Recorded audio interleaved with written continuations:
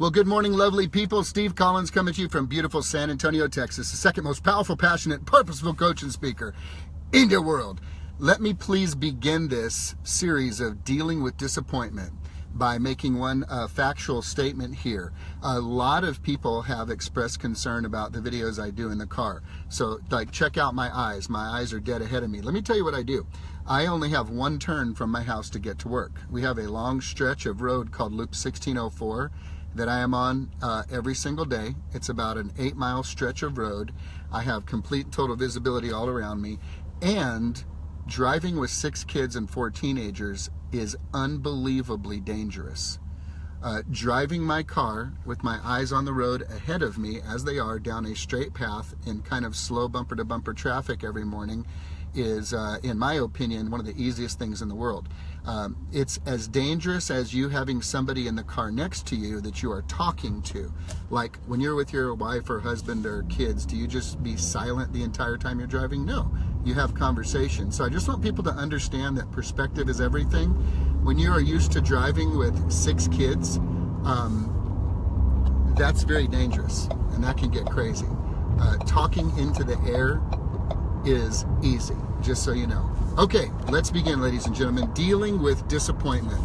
You know, I'm a student of words. Etymology is the formal description of the study of words, and disappointment is actually an old French word that literally means to be removed from office, to be removed or displaced from a certain place.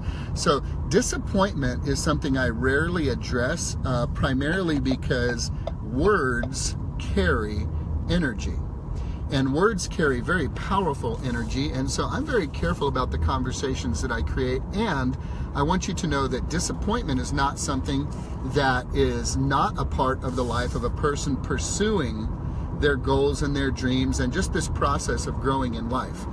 So several observations. Observation number 1, disappointment is unavoidable if you are into achievement, if you are into growth.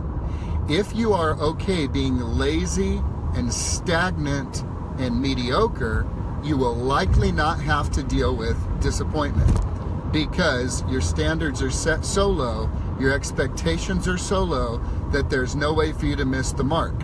If your goal is to be Jabba the Hutt, you're going to be Jabba the Hutt, ain't going to be no pressure on you, and so you will likely not have disappointment, except maybe when you are brushing your teeth in the morning and you look in your own eyeballs and realize that you are not really becoming anything that you have the potential to become, and then maybe you'll have some issues with yourself, okay? Then you might experience some disappointment.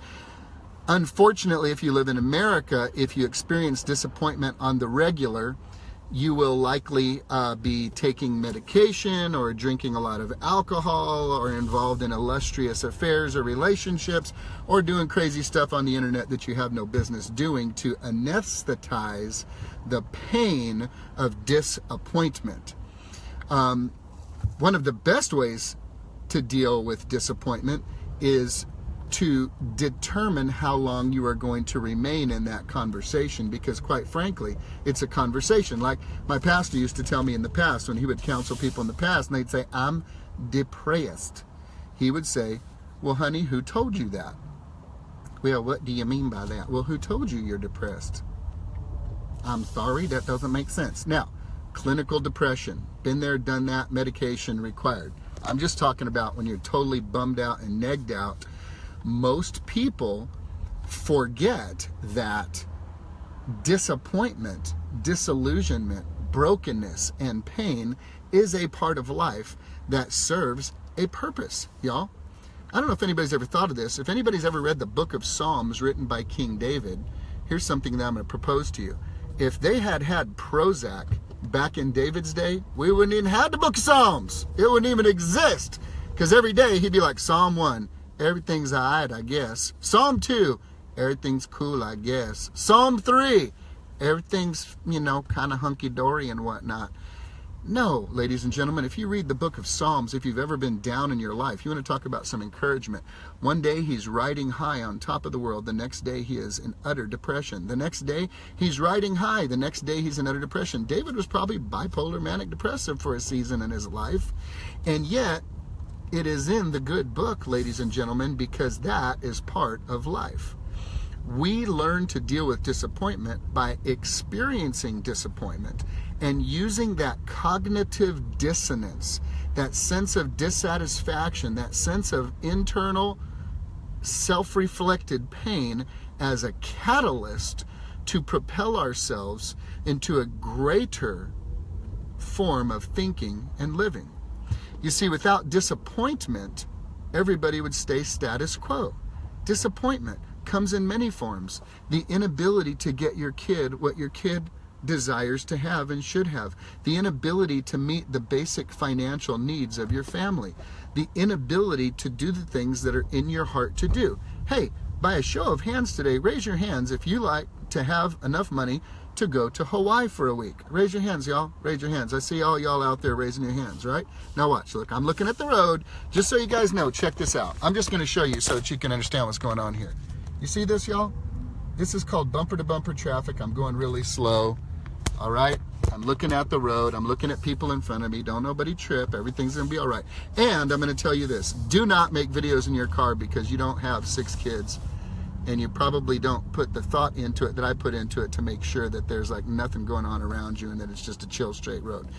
Don't do videos in your cars. You have to be a total whack job like me to do them. Disappointment is when you have an appointment. What does dis mean? Not a part of.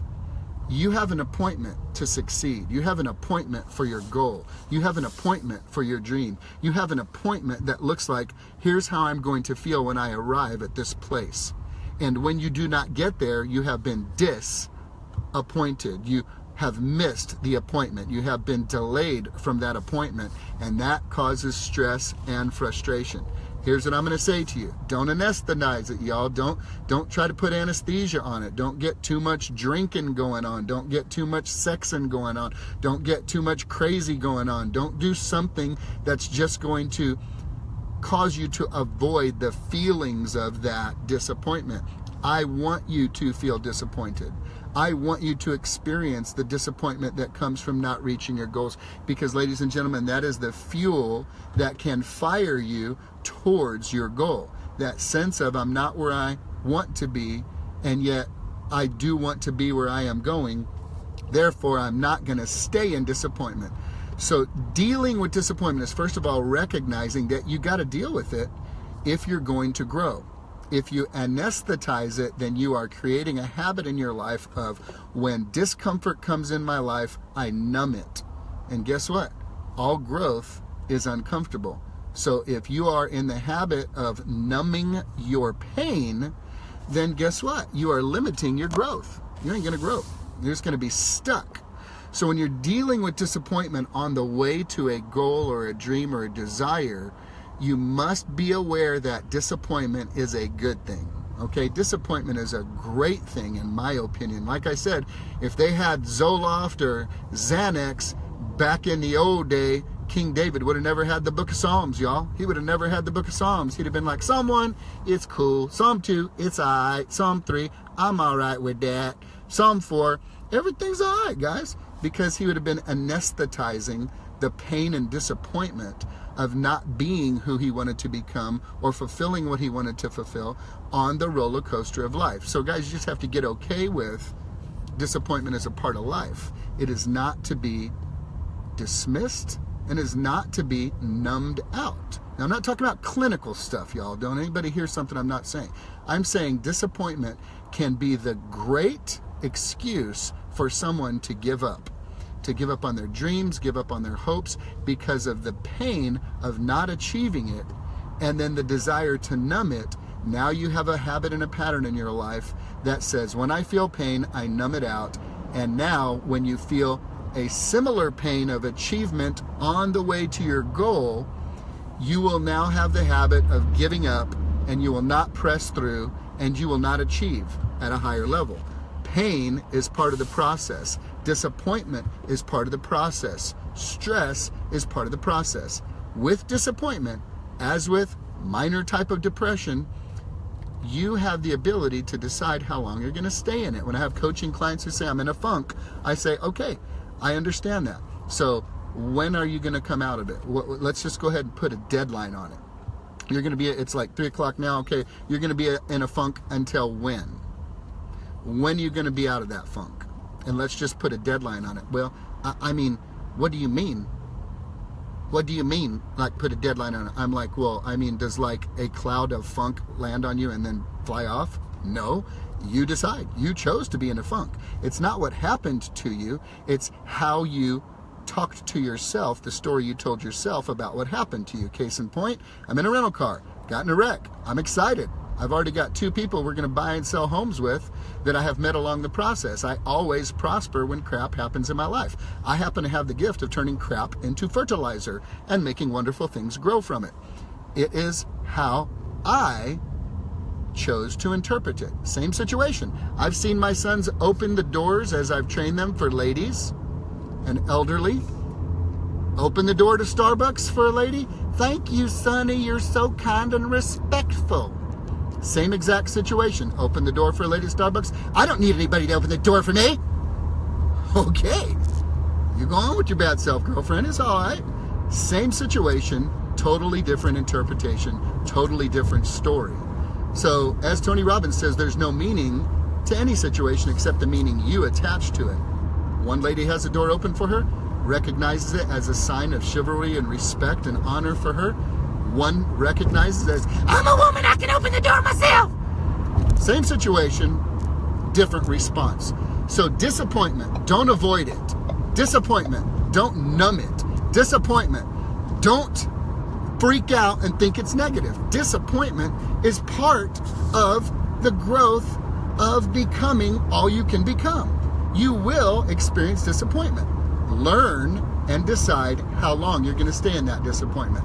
Okay, I'm going to be pissed off for about 17 minutes and then I'm good. Put a deadline on it. Nobody's going to do it for you. The little cloud is not going to go away without it. Your feelings come from your thoughts. So remember PT4, point 4.